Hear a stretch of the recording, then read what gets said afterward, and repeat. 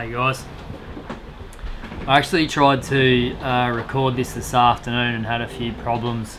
I just trying to convey everything to you. So I'm gonna just read the first part. I've got a few notes here, so I'm just gonna read the first part. It's difficult to explain everything the way I honestly feel about it without the potential for maybe annoying someone. But I'm just going to give you my honest opinion on basically everything here and just hope that it turns out to be for the best. I guess this is aimed at people looking for sound advice before making one of the biggest decisions of their life.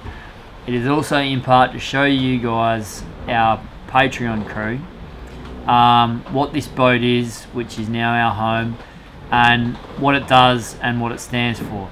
So without further ado, I'll kick into it. So how does it sail? It goes at about 4 knots in 5 knots of wind, which is pretty incredible. We Daniel and I referred to it as the vortex when he was on board back in Europe, because you just seem to be able to move along with the code zero. When the code zero is up, you just seem to be able to move along when there's almost no wind. Obviously, as the wind picks up from there, you start going faster.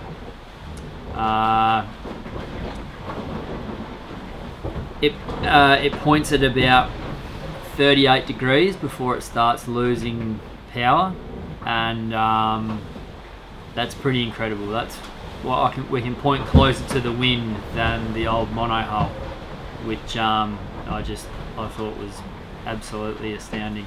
I'm actually doing a crossing at the moment.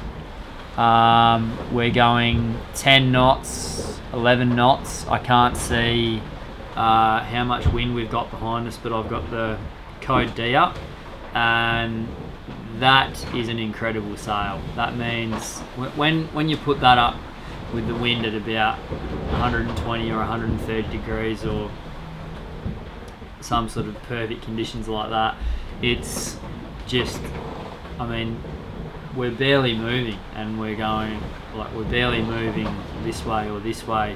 There's no slaps or bangs, and we're going at 10-12 knots. It's just crazy. So it points at 38 degrees.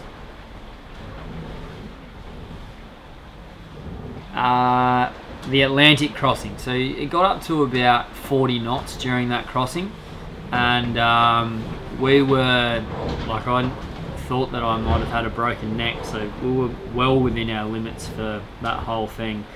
When I say within our limits, I mean there's the manual, the guide, which is crazy conservative anyway, and then I thought that I had a broken neck, or potentially had a broken neck, so we were being conservative ourselves, and we were just hammering, but with peace of mind as well, which means that when a squall came, we would just point downwind just a little bit and just be able to keep cruising along. And we were doing 200 mile days with our eyes closed. I've got written down there. So reeved down so heavily, so underpowered, and still making such good time.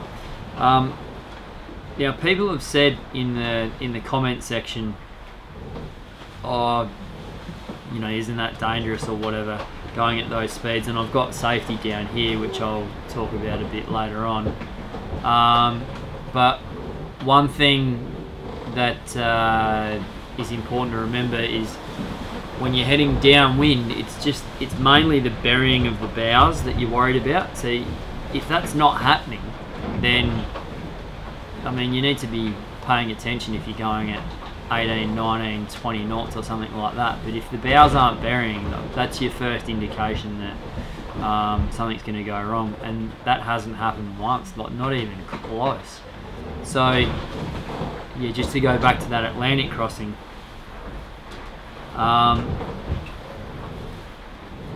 when you've surfed at 15 knots, 16 knots, 17, 18 for 100, 200, 400 times, you stop worrying. Like I'll stop getting up and going, and I'm not going to go turn the autopilot off and drive every time that happens. It's just what they're built to do. They just do that. They go really fast in following seas. One place where catamarans just in general aren't good if it's quite wavy with not enough wind, because you'll hobby horse a little bit. But I mean, like my old monohull was no good in those conditions anyway. What else can I say on how it sails? Just the stableness of the platform. Oh, and I think I said in the very first video, the work area up the front, it's such a big area, and this is the same on all catamarans, that you're much more likely to go and grab out your sails and use the sails that you've got to maximize the speed that you can get at whatever strength the wind is at. So, to word that a trifle better, you're going to use your sails when they should be being used. It's late, I'm on night shift.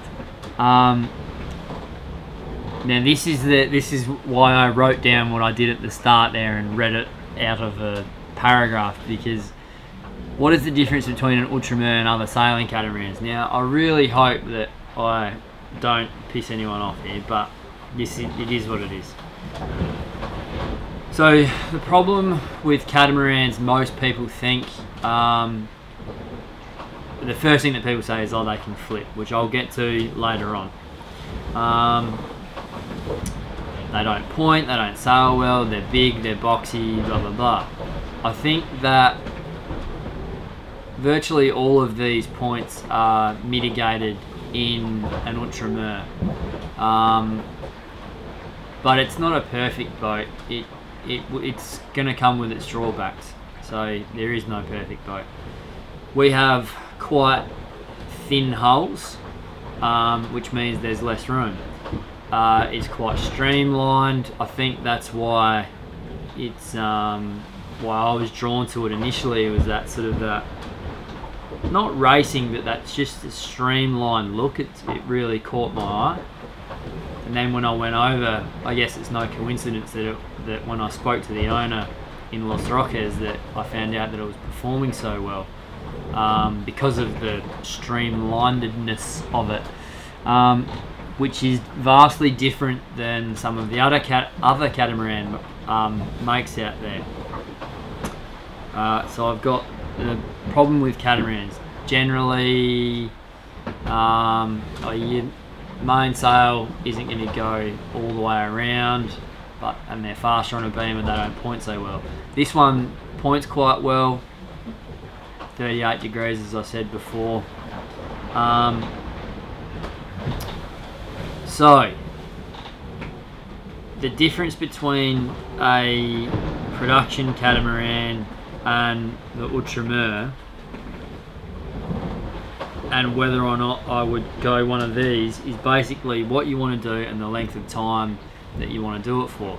So if you want to do a 9-month downwind sail, which I met Jeff, who was a patron of ours, and that's exactly what he wanted to do. So I was like, yeah, I mean, I think that's perfect for you. Get a production catamaran and head downwind.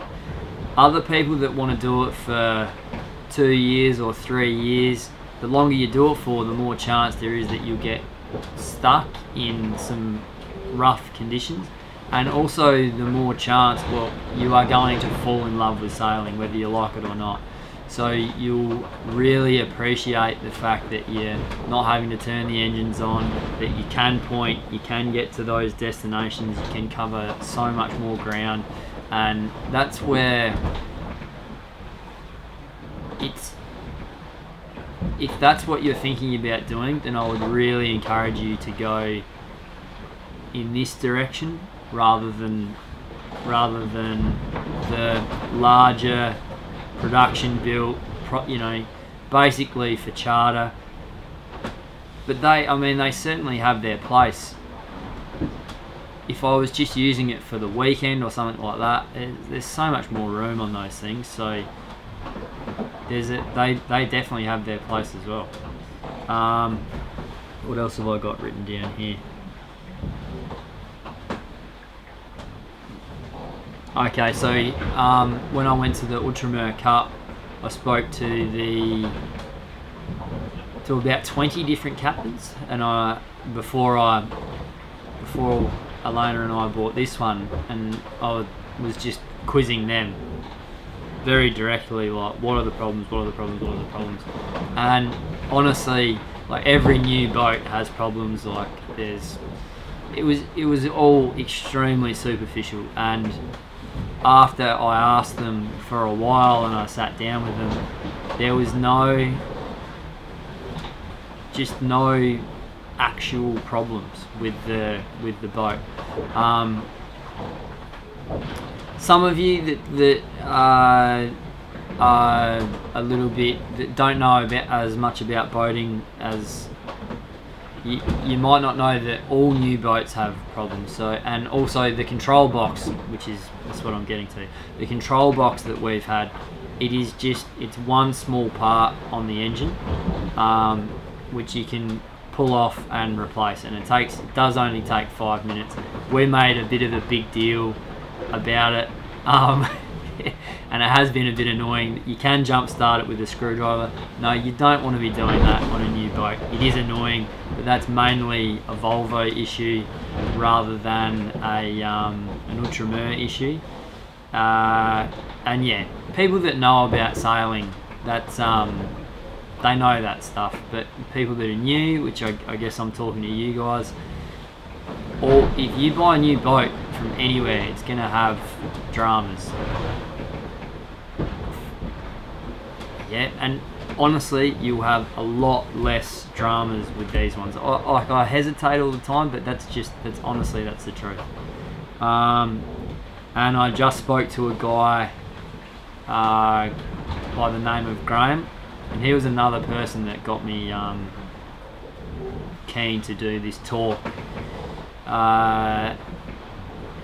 And he told me that he thinks that these are the best built catamarans in the world. So that made me quite proud as well. The difference between an Outremer and a monohull. So to compare this with the old boat is pretty unfair. This is a lot more expensive. Basically, it's a lot better built. But catamarans and monohulls in general, I have found that you can anchor in much more difficult conditions, which means you're less likely to go to a marina, which basically saves you money. And you're also more autonomous because of there's more solar panels, there's a davit arms, which makes it easier to just get up and go, and it feels like more of a home. It definitely feels like more of a home. There's a kitchen, there's like a meeting area. I don't know, there's just something about it where it feels like a home. Now, the comfort levels on to use that Atlantic crossing example again, we felt that it was about twice as comfortable. That means that when the hairs start pricking up on the back of my neck and I'm like, oh, what's happening? That used to happen at about 18 knots, and it's more like 35, 40 on this boat. That's when I start thinking like, okay, I need to start paying attention, what's happening. Obviously you've reeved, but that's yeah. And for relative comfort on board, like how much the boat's moving around, I think that, yeah, it's basically double. But like I said, comparing the old boat to this one is quite unfair. It wasn't built at all for what we were doing. Okay. Is it safe? So you can flip a catamaran if you try hard enough. There are obviously going to be, it's a bit of a sliding scale, so you want some sort of performance. You want to be able to sail, and then the higher end you go, higher end in terms of racing, you are going to be able to flip them eventually. What they've done, I feel like this is the best compromise, as far as I know, for amount of sail that you can carry. But in a word, I don't think that you would be able to flip them. You can, but you would be having to have paid such little attention, or been so unlucky that, I mean, yeah, it's just the conditions that I can't imagine the conditions that I would have to be on board in this boat where it would flip. It would just be so unbelievably atrocious. You would need to be, so many different combinations of bad scenarios would have to have occurred all at once for something like that to happen. But it's just almost not worth worrying about. I've got written down here on that point on flipping, racing versus cruising. I'm not racing like no one else is. I'm not. This isn't aimed at racers. They know what they're doing. They've got crews. We're cruising. If you go within those limits and you're paying even a quarter of the attention that Elena and I pay whilst we're on board, you'll be absolutely fine. And yeah, I've got here. Yeah, the amount of sail area that you can carry means that you've got to. It's just got to be some sort of crazy event. Safety, I've thrown in here slips, trips and falls, which is a catchphrase that I learnt offshore, which I'm sure many of you have heard before. Despite the fact that I have fallen over a few times, that's because I'm freely walking around rather than sort of crawling up the gunnels. Slips, trips and falls is just infinitely less on a catamaran, in my opinion. It's quite obvious you're not doing this as much. You're very stable most of the time, and with a stable platform you're much less likely to trip over.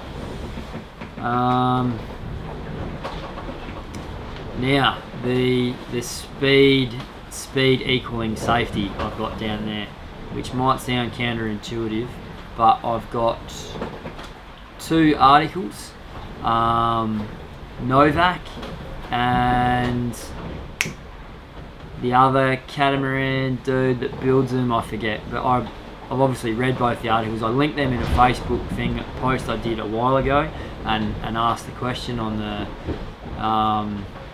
monohull versus catamaran thing that everyone loves to get into. But I'll try to link them here. I found them very interesting, and in one of them, I think it was Skip was saying that you can dodge storms and get around weather. Now, I've spoken to Outremer about this, and because I was like, if a hurricane is going to be coming, you're going to know where it's going to be 4 days out, 5 days out, 6 days out. We're doing 200, 240 miles a day. Surely we can just sail out the way. And Matthew was like, basically, yeah. Like, I don't think it's something that you don't run around advertising that, oh, outsail hurricanes on our boat. But I think that with how up to date and how accurate the weather is these days and the speed of these boats, I think that's a huge safety bonus, like an unbelievable safety bonus. Particularly with the increased rate of hurricanes that there are at the moment, or cyclones as we call them in Australia. But not just that, but getting from A to B quicker means that you're having to arrive a lot less of the time in the night time. That just seems to happen. I know it doesn't really make sense because, well, if it took you 10 hours on this boat and only 5 hours on this boat, then you should just be able to figure it out. It just seems to be that because the trips are shorter, you can nail your arrival time better, and we've made landfall a lot less of the time in the dark. We've been able to accurately judge when we're going to arrive.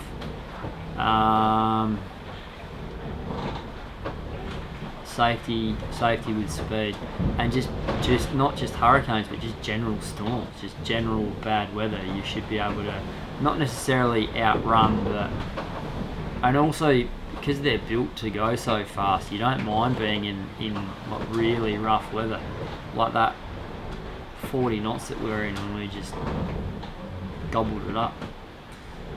It was it was quite easy.